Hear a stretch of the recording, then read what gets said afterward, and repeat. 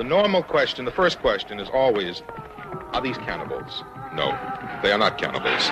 Cannibalism, in the true sense of the word, implies an interspecies activity. These creatures cannot be considered human. They prey on humans. They do not prey on each other. That's the difference. They attack and they feed only on warm human flesh. Intelligence, seemingly little or no reasoning power, but basic skills remain are more remembered behaviors from normal life. There are reports of these creatures using tools, but even these actions are the most primitive. The use of external articles as bludgeons and so forth. I might point out to you that even animals will adopt the basic use of tools in this manner.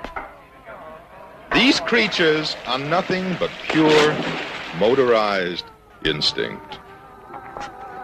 Their only drive is for food, the food that sustains them.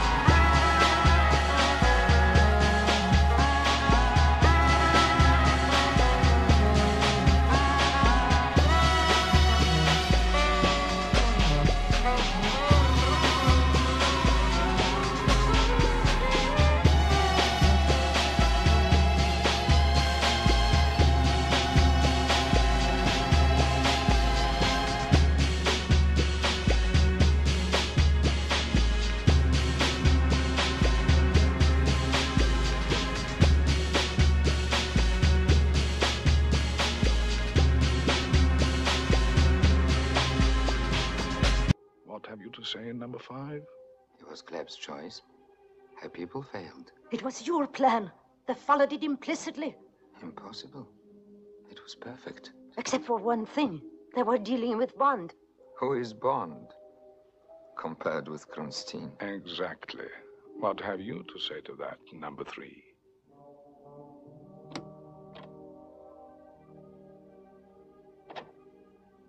Bond is still alive and the Lector is not yet in our possession. I had already negotiated with the Russians to return it to them. We've agreed a price. And Spectre always delivers what it promises. Our whole organization depends on our keeping those promises. I warn you, we do not tolerate failure, number 3. You know the penalty. Yes. Number 1. Our rules are very simple. If you fail,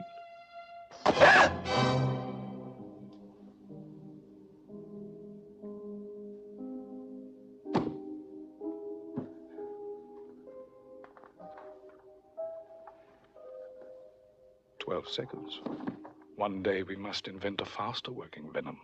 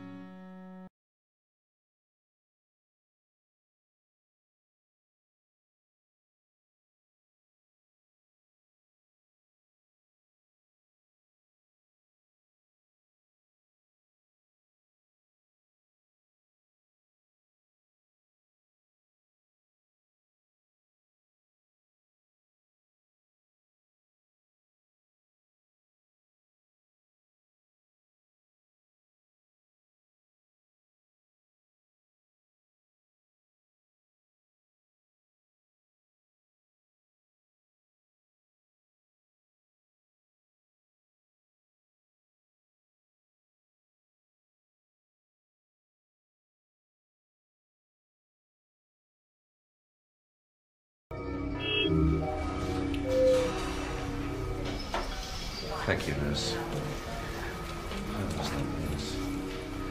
I'm sorry, there's no easy way to say this, but your condition really is very serious. You won't have realised this at the moment, but you're in a coma. Coma? Yes. I first diagnosed symptomless coma 3 years ago, and since then, the number of cases has been steadily increasing. I haven't even got a headache. Very characteristic of the early stages. Obviously, parents in particular have a lot of difficulty coming to terms with symptomless coma. I think I'd like to get out, Mum. You what, love? I'd like to get out, Mum. He's asking us to leave him alone. They get very tired. Or does he want to get out?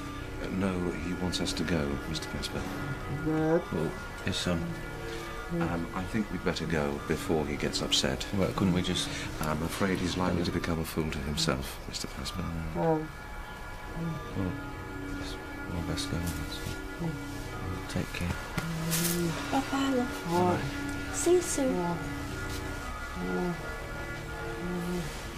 Hey. Bye-bye. Hey. Nurse, could you double the benzodiazepine, please? To watch a patient in a state of unavoidable decline runs against every instinct I have.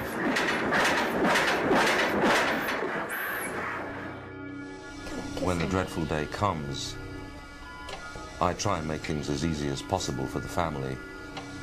Even then, their hopes can be very unrealistic.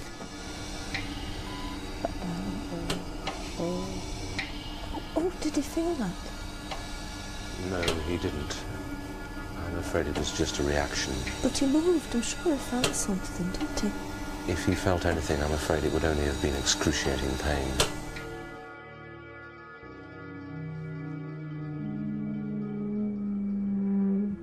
Sadly, there's no likelihood of a cure in the foreseeable future. I hope that one day there will be a cure.